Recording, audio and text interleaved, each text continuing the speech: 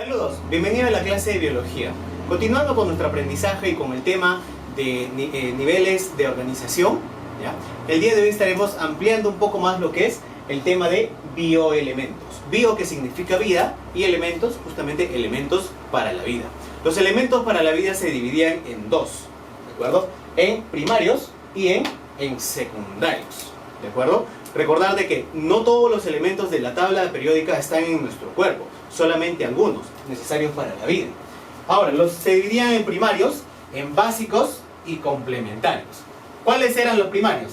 Los básicos: carbono, hidrógeno, oxígeno y nitrógeno. Y los complementarios: fósforo y azufre.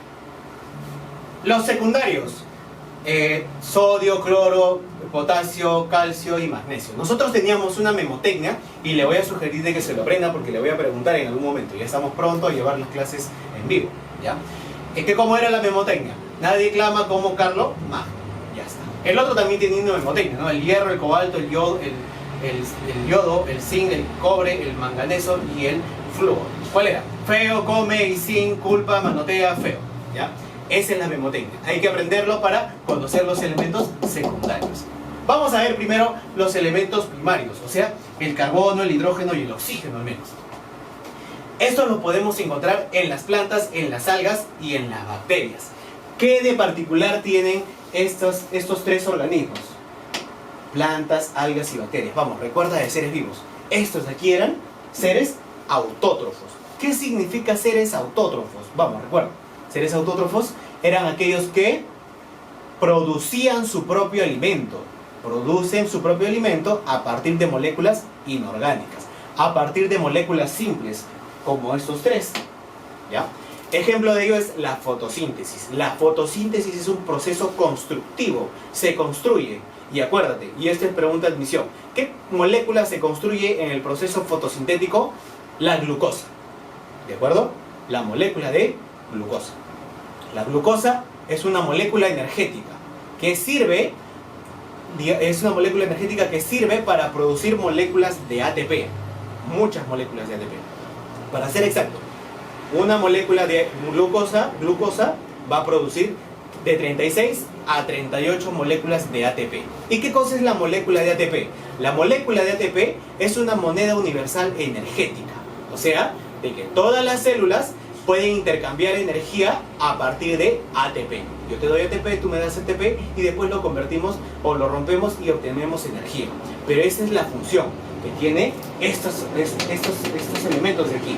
Producir moléculas energéticas para que más adelante se conviertan en ATP. ¿De acuerdo? Gracias a los organismos autótrofos.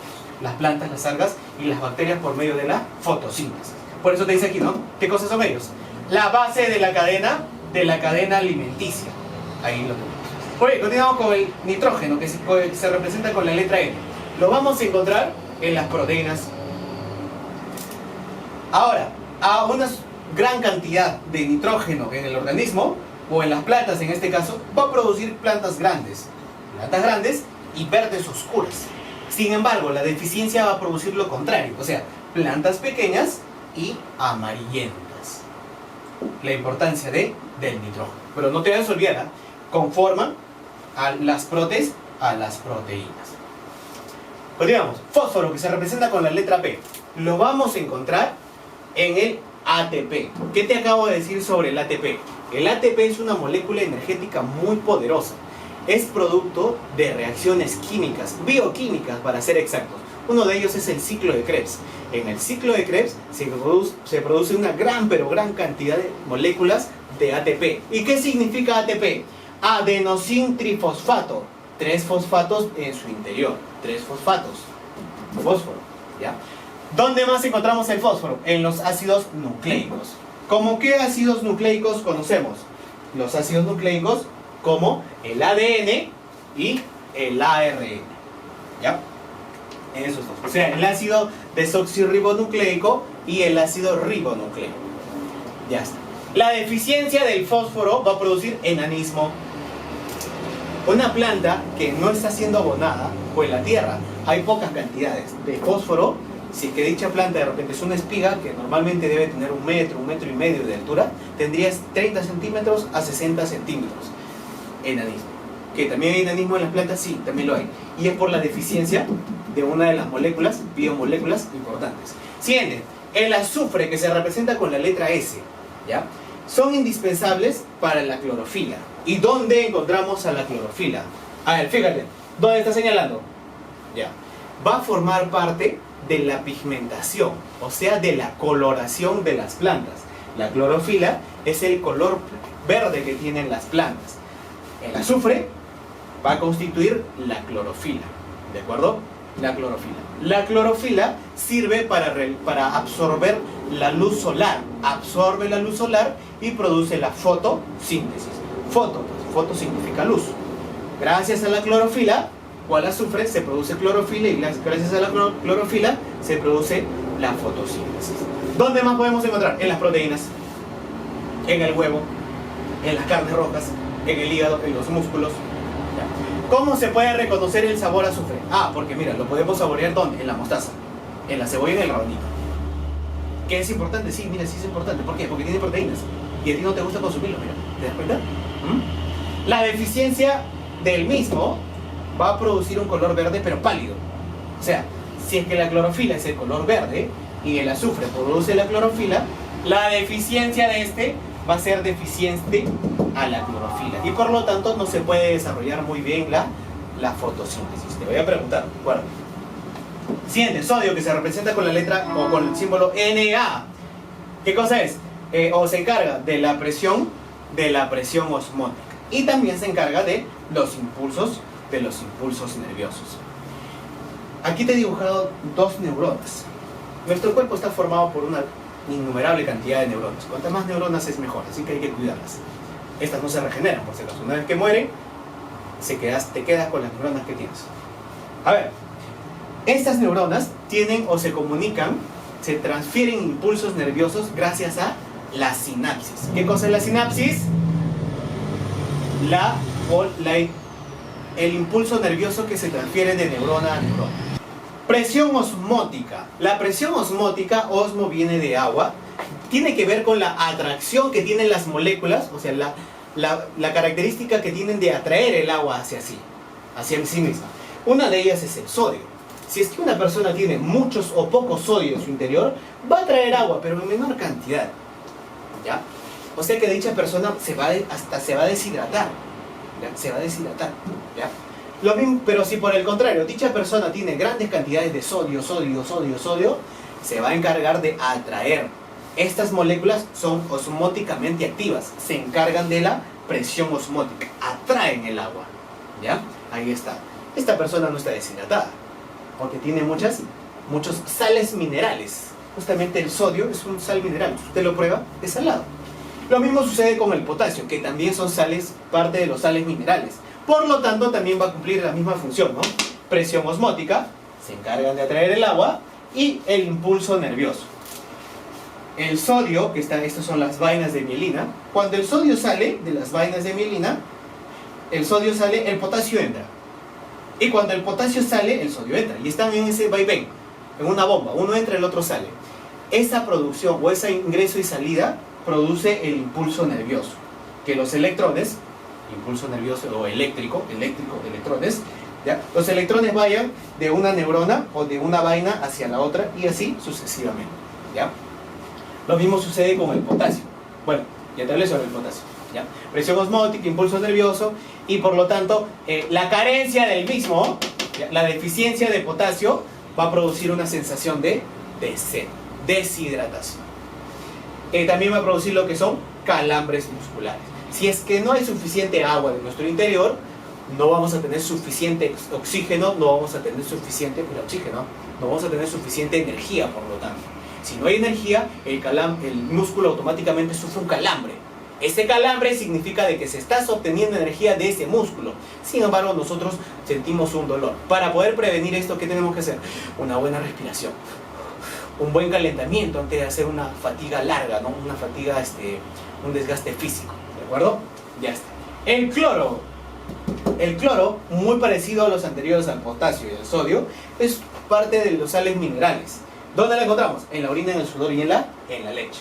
Si usted de repente ha degustado en algún momento su sudor, ¿A qué sabe el sudor? ¿Es dulce? No, sí, es salado. ¿Por qué salado? Porque tiene sales minerales, sodio, potasio y cloro.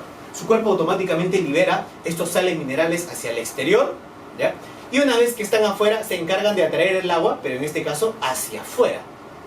¿Me entiendes? Es por esa razón que usted está transpirando. No es porque su agua, no, su cuerpo no está llorando, no está liberando agua, no. Libera sales minerales y los sales minerales se encargan de atraer el agua, pero en este caso hacia afuera. ¿Sí? Muy bien. En las vacas, como dice aquí, ¿no? Disminuye la producción de leche. Ahí está. Ahora, tanto el sodio como el potasio como el cloro los vamos a encontrar en los electrolitos. Ejemplo de electrolitos, el Gatorade, el Esporade, que se vende como rehidratante. Rehidrata. Pero estos rehidratan cuando se hace un desgaste físico en exceso. No es cuando tiene sed, es cuando usted está deshidratado. Así que no es bueno consumirlo cuando no se hace un desgaste físico. Mucho cuidado. Lo mismo sucede de repente cuando una persona está con diarrea. Cuando una persona tiene diarrea por una semana, esa persona está muerta. ¿Por qué? La diarrea justamente es la defecación, pero en forma de líquido. Se está perdiendo mucho líquido. ¿Cómo retienes o previenes eso? Previenes la muerte. Consumiendo suero. El suero, que está formado por electrolitos, electrolitos, sales minerales, va a encargarse de atraer el agua, de hidratar a dicha persona. ¿Ya? Muy bien. Y por último, lo que es el hierro, que se representa con el Fe. Esta molécula forma la hemoglobina. La hemoglobina es una proteína que transporta el oxígeno. A ver, y aquí sí tiene mucho que ver con usted, estudiante. ¿Ya?